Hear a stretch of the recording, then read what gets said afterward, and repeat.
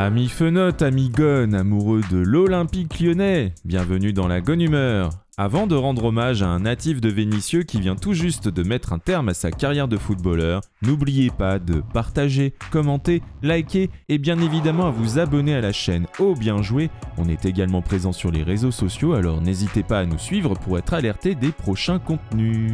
Pour ce numéro 8 de la Gone Humeur, nous allons nous consacrer à un vrai gone. Rouge et bleu sont nos couleurs, lyonnais pour notre cœur. Et oui, Maxime Gonalon vient d'annoncer sa retraite sportive. Il aura été un joueur emblématique entre Rhône et Saône, 17 saisons à l'OL dont 8 en pro. Né en 89, après avoir fait ses armes à Villefranche-sur-Saône, il rejoint donc le club rouge et bleu dès l'âge de 11 ans. Dès lors, il perce dans les différentes catégories de jeunes, passe de numéro 10 à des postes plus défensifs. Il rejoint ensuite l'équipe 2 où il gagne le championnat des réserves. Durant l'été 2008, un événement aurait pu déjà mettre fin à ses rêves.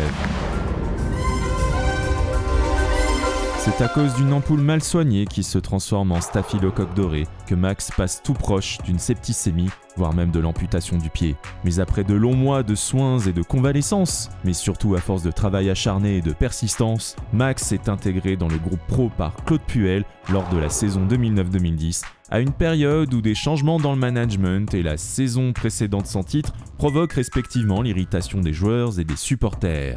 En Ligue des Champions cette année-là, Gonalon se fait déjà remarquer à Liverpool lors de la phase de groupe en rentrant à la place de Chris juste après l'ouverture du score par les Reds. À la 72e minute, après plusieurs tentatives repoussées par Pepe Reina et alors qu'il est esselé dans la surface de réparation, Maxime se jette et marque de la tête le but égalisateur, pierre angulaire de la deuxième victoire d'un club français à Anfield sur le score de 2-1, ainsi que du parcours menant l'équipe jusqu'en demi-finale contre le Bayern.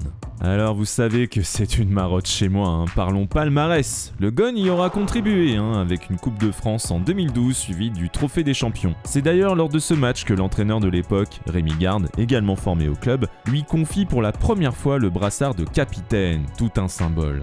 Finalement, je pense qu'il s'est révélé comme une sorte de transition entre les légendes ayant glané les titres et la génération issue de la formation très présente dans l'équipe pendant que le grand stade était en construction. D'ailleurs, tout portait à croire que Maxime Gonalon ferait sa carrière à Lyon. En tout cas, moi j'y croyais, jusqu'à cet incident diplomatique survenu en mai 2017 où, interrogé dans Le Progrès sur son avenir en cas de départ d'Alexandre Lacazette et de Corentin Tolisso, le capitaine se questionnait déjà sur les futures ambitions de l'OL. Le club n'avait pas remporté de titre depuis ce précité et on sentait que les chantiers côté foncier primaient sur ce côté sportif. Ces déclarations auraient alors déçu Jean-Michel Aulas qui s'en était épanché par médias interposés. Cette interview aurait-elle servi de prétexte à un divorce inéluctable ? Quoi qu'il en soit, l'ancien président décidait alors de ne pas prolonger son contrat et donc de le pousser vers la sortie. C'est alors qu'après 334 matchs pour ce blason frappé du Lion, Max quitte le club avec une forme d'amertume, telle une histoire inachevée. This is the end,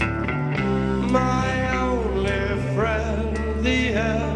Un deux poids deux mesures assez cruel à mon sens, alors que quelques mois auparavant, on pouvait voir arriver un Memphis Depay qui n'a jamais caché s'être servi de notre club comme d'un tremplin pour nourrir de plus grandes ambitions. Certains fans du néerlandais loueront son honnêteté, mais Lyon avait déjà acté son déclassement, alors qu'il était impensable d'imaginer qu'on accepte ce type de posture quelques années plus tôt. D'accord, c'est bien, la question n'est pas là et... Bon, revenons à notre Gonalon. Certes, sur sa dernière saison lyonnaise, le poids de sa fonction de capitaine pouvait expliquer une certaine méforme, mais je pense donc que nous étions nombreux à lui souhaiter une carrière à la Totti. Curieuse pensée lorsqu'on voit notre Gone rejoindre l'AS Roma après l'arrêt de la carrière de la légende des Giallorossi. Mais Max n'aura pas réussi à s'imposer dans la ville éternelle, ni au FC Séville où il sera prêté par la suite en raison d'une blessure. Il atterrit finalement à Grenade où il atteint les demi-finales de la Copa del Rey en 2020, ainsi que les quarts de finale de l'Europa League l'année suivante, lors de la première et unique campagne européenne à date du club andalou.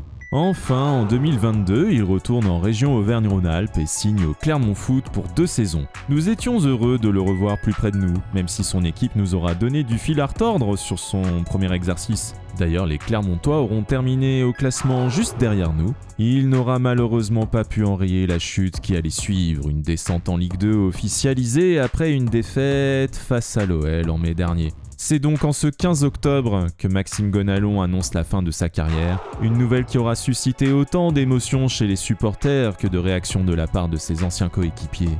Du coup, quel avenir pour le jeune retraité de 35 ans ? Dans son interview à OL Play, il a affirmé vouloir rester dans le milieu du foot et n'écarte pas l'idée de s'investir dans son club de cœur. D'ailleurs, je trouve assez amusant d'accorder son premier entretien sur la chaîne officielle. Doit-on y voir un plan de communication particulier ?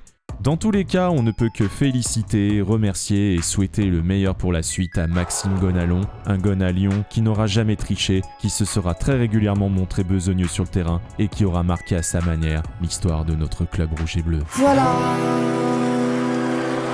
c'est fini. Et oui, c'est ainsi que s'achève cette Gone Humeur. Merci de nous avoir suivis jusqu'au bout. Si vous avez apprécié, n'hésitez pas à partager, commenter, liker cet épisode et bien évidemment à vous abonner. Amis Fenotes, amis Gone, on se retrouve très vite pour du nouveau contenu autour de l'Olympique Lyonnais, puisque c'est notre formidable raison d'être nerveux.